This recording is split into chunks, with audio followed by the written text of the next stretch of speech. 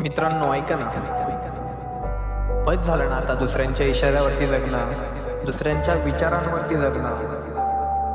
अरे कितपत आपण त्या चार लोकांचा विचार करू आपलं आयुष्य जगणार.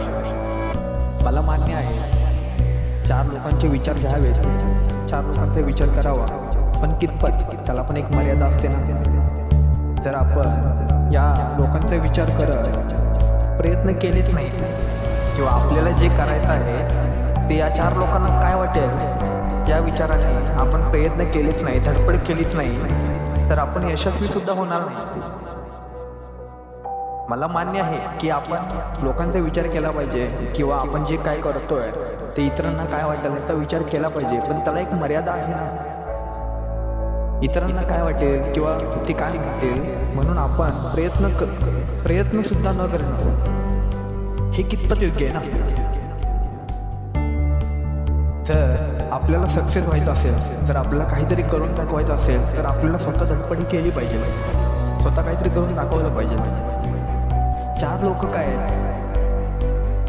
जर आपल्याजवळ पैसे नसतील किंवा एखादी गोष्ट आपल्याजवळ नसेल, तर आपण जर सक्सेस नसू किंवा आपल्याजवळ काहीच नसेल, तर ही चार लोक आपल्याला आणून देणार नाहीत. ती या उलट काय बोलतील की हा प्रयत्न करू शकत नाही, हा प्रयत्न काहीच करू शकत नाही, हा कष्ट करू शकत नाही, हे पण बोलणारे ती चार लोकच असतील. त्यामुळे मला मान्य आहे की आपण एखादी गोष्ट करताना इतरांचा विचार केला पाहिजे, पण त्याला पण एक मर्यादा आहे.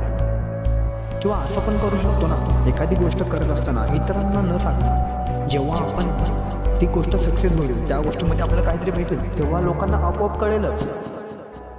पण या भीतीने की बाबा ती काय बोलतील किंवा ती काय करतील म्हणून आपण एखाद्या गोष्टीला स्टार्टच न करणं, ती चालूच न करणं किंवा त्या गोष्टीमध्ये फक्त विचारांमध्ये दिवस ढकलणं, त्यामध्ये आपण कधीच सक्सेस नाही होऊ शकत. बघा मित्रांनो, विचार करा,